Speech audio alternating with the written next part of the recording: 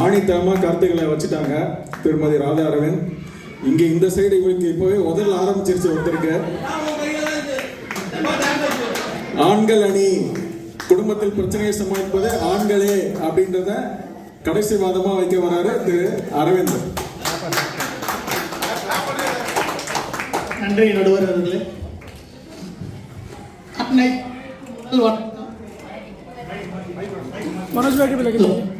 மதிப்புக்குரிய என் நண்பர் மதிப்புக்குரிய என் நண்பர் மற்றும் தன் புன்சிரிப்பால் அனைவரையும் கவரக்கூடியவர் நடுநிலையான நடுவர் அவர்களே திரு மாரியப்பன் அவர்களுக்கும் என் முதற்கண் வணக்கம். சார் எங்களுக்கு தெரியும் சார் எப்படி அவர் கவர்னர். இங்கு வருகை தந்திருக்கும் அனைவருக்கும் அனைத்து எஸ்கே குடும்ப இருந்தாலும் அந்த அளவுக்கு இல்லைங்க.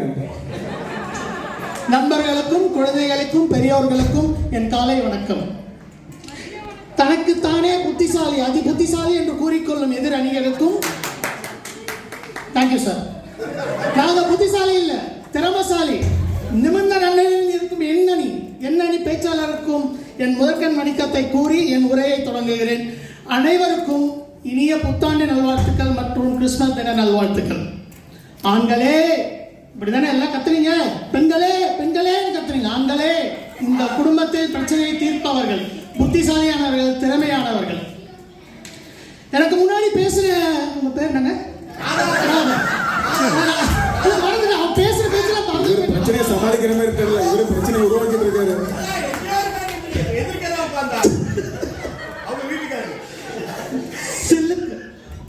சில்லுக்கு நயன்தாரா பேசுனா யாருக்குங்க பிடிக்காது?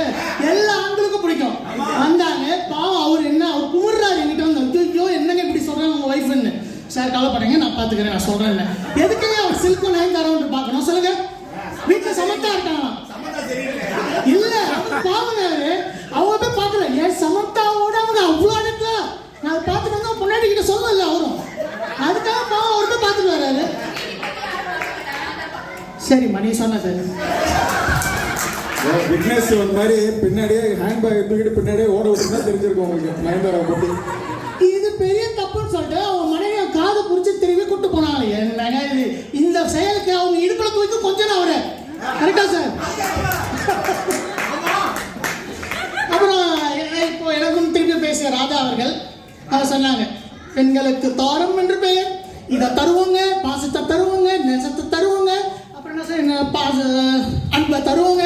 ஏன் இன்னும் தராங்க? பிரச்சனை நீங்க தானே தரீங்க, எரிச்சல தராங்க. பிரச்சனை சமாளிக்கிறத பத்தி பேசிட்டு இருக்கோம், பிரச்சனை உருவாக்குறத பத்தி தீர்ப்பு விடுறீங்க நீங்க. சோ அவர்களுக்கு தாரம் நான் சொல்ற தப்பே கிடையாதுங்க. தாரம் தான் என்னன்னா அதை கவனித்துக் கொள்ளுங்கள். தாரம் என்பவள் ஒரு நல்ல பெண், கரெக்ட். பட் இதே சேர்த்து தராங்கன்னு நான் சொல்ல வரேன் அவங்களுக்கு. நடுவர்களே, எனக்கு முன்னாடி பேசிய சகோதரி திவ்யா அவர்கள் சொன்னாங்க, இவங்க நாங்கள் உண்மையாக பேச வந்திருக்கோம், இவங்க சும்மா போய் சொல்லவே. நான் உண்மையை சொல்றேன் சார். என் வீட்டு மனைவி என்ன பண்ணா, கிட்டத்தட்ட என் மனைவி மட்டும் இல்லை, இது 3 பேரும் கிட்டத்தட்ட 15 நாள் முன்னாடி இந்த புத்தாண்டு லீவ் முதல்ல இருந்து ப்ரிப்பரேஷன் நடக்குது, எழுதுறாங்க, ஒரு பாயிண்டா எழுதுறாங்க. நான் கேட்டேன், என்ன மாதிரி இவ்வளோ சீக்கிரம்? நான் இன்னும் தொடங்கவே இல்லையே, இதுக்குள்ள ஆரம்பிக்கிறீங்க? இல்லைங்க நாங்கள் பாயிண்ட்ஸ் எல்லாம் எழுதணும், கதை விட்டோம் நிறைய, அதனால நிறைய எழுத போறோம்னு. சரி எழுதுங்கம்மா. அப்புறம் பார்த்தா குரூப் கால், எல்லா 3 பேர் டெய்லி குரூப் காலுக்கு மத்தியானம் நைட்டு 10 மணியான குரூப் கால் பேசிட்டே இருப்பாங்க. அப்புறம் பார்த்தோம் நாங்கள் 3 பேர், நானும் சார் இவங்க வீட்டுக்காக பார்த்தோம். என்ன குரூப் கால், நம்ம ஒரு குரூப் காலை போடுவோங்க, போட்டு சார் உங்க வீட்டில் எப்போ சார் சாப்பாடு இருந்து நான் சாப்பிட்டீங்களா, எப்போ சார் முடிப்பாங்க, கொஞ்சம் முடிக்க சொல்லுங்க சார். இப்படி நாங்கள் ஒரு குரூப் காலில் போயிருந்தோம். அப்புறம் நேற்று என் மனைவி, ஐயோ அப்பா பார்க்கணுமே, நைட்டு ஃபுல்லாக மனப்பாடம் அவங்க எழுதுனா என்னன்னு இப்போதான் எனக்கே தெரியுது. மனப்பாடமா பண்றாங்க. பாபர் தாஜ்மஹால் கட்டினாலும் 2 2 10 5 5 20ன்னு கதையா மனப்பாடம் பண்றாங்க. அது தப்பா மனப்பாடம் பண்றாங்க. நான் சொல்ல வரேன். நான் நடுவர் அவர்களே, நெத்தி போட்டில் வச்ச மாதிரி திரு ராதா அவர்கள் கேட்டாங்க, இந்த மேடையில் யாராவது கூற முடியுமா வெளிநாட்டில் எங்க குடும்பம் இருக்குன்னு? நடுவர்களே உங்களுக்கு சேர்த்து தான் கேட்டாங்க, கரெக்டுங்களா? பரவாயில்ல, கவலைப்படாங்க, நான் பேசுறேன். நாட்டில் குடும்பத்தில் பலவீனமாக இருக்காங்க, தப்பு சொல்ல, நல்லவங்க, நேர்மையானவர்கள். ஆனா புத்திசாலியா, அதுதான் நான் கேட்கிறேன். அவங்க ஆடம்பரத்தில் கவனத்தை செலுத்துபவர்கள். ஒரு மாசம் நம்ம மணி டிரான்ஸ்ஃபர் பண்ணாம இருந்தா அவங்களோட புத்திசாலி என்னன்னு நமக்கு தெரிய வரும். ஒரு நாள் முதல்வர் மாதிரி ஒரு நாள் இந்த வெளிநாட்டு வாழ்க்கையை ஒரு 10க்கு 10 ரூம் அவன் இருக்க துன்பத்தையும் துயரத்தையும் அவன் பார்க்குற கஷ்டத்தையும் எவ்வளோ அனுபவிக்கிறான் இப்போதையும் சகிச்சுக்கிட்டு அவன் பணம் அனுப்புறான் பாருங்க, அவன் புத்திசாலி. அதனால பெண்கள் புத்திசாலி நாங்கள் சொல்றோம். சரியா சார்? பேசுங்க பேசுங்க சார் எதை வச்சிருக்கீங்க? நடுவர் அவர்களே, ஆண்கள் புத்திசாலி இல்லை, ஒத்துக்கிறோம். பெண்கள் தான் புத்திசாலி. புத்திசாலி இருந்தால் நாங்கள் கல்யாணம் இப்போ அவரே பண்ணி சொல்லிட்டாரு. சார், புத்திசாலி நாங்கள் கல்யாணம் பண்ணிருக்க மாட்டோம். ஆமா சார், சந்தோஷமா இருக்கும் சார். என்னடி திருமதி ஷீலா அவர்கள் சொன்னாங்க, சூப்பரான ஒரு பாயிண்ட் எடுத்து கொடுத்தாங்க. எனக்கு ஆக்சுவலாக அந்த பாயிண்ட் பற்றி தெரியல, சூப்பராக ஒரு பாயிண்ட் எடுத்து கொடுத்தாங்க. இடியாப்பம் இடியாப்பம் பெண்கள், இடியாப்ப சிக்கல் பெண்கள். சரி, கரெக்டாக சொன்னாங்க. எனக்கு ரொம்ப ரொம்ப கரெக்ட் சார். நீங்கள் இடியாப்பம் சாப்பிட்டீங்களா? வெறும் இடியாப்பம் சாப்பிட்டீங்களா? வெறும் இடியாப்பத்தை எவங்க சாப்பிடுவான்? மனுஷன் சாப்பிடுவானா? சூப்பர்யா, சூப்பர் சூப்பர். இதுதான் நான் சொல்ல வரேன். வெறும் இடியாப்பத்தை எவங்க சாப்பிடுவோம்? அதோட சேர்த்து பாயா, கடலைக்கறி இல்லை தேங்காய் பால் சேர்த்து பாருங்க, அதோட சுவையே பல விதமா இருக்குங்க. தனித்தனியா சாப்பிட்றதோட சேர்த்து சாப்பிட்றதுனால அந்த சுவை ஊட்டுறது ஆண்கள்னு சொல்ல வந்திருக்கேன் நான். நீங்க